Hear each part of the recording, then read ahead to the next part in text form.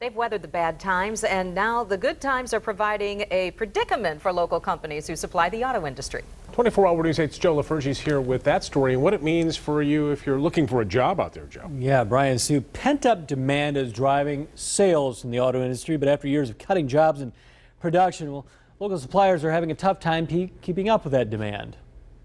It's a great problem to have if you think back to the 2008, 2009 timeframe when the industry was really at death's door. But while the industry is rebounding, there's concern the current lack of capacity could hurt the recovery.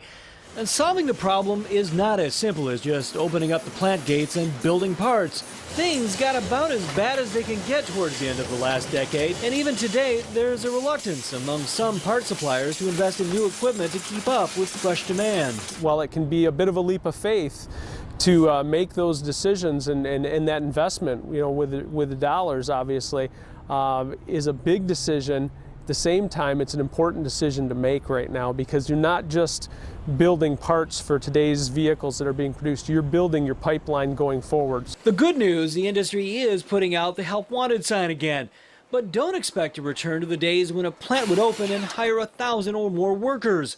Wall says his clients are hiring much smaller numbers, but on a more regular basis. It doesn't make for huge headlines necessarily in terms of the top line number, but boy, it does make a difference at the end of the day when you start to see the amount of headcount going in towards these suppliers. And remember, this is not your father's assembly line.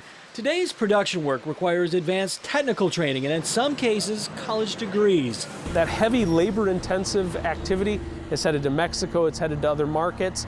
Now you have much more mind involved into the process, and again, much more skill involved with that process. The other question, how long will the recovery last? Well, the economy is hard to predict. Wall is optimistic about an industry-wide realignment. He says pent-up demand should carry sales through the next 3 or 4 years.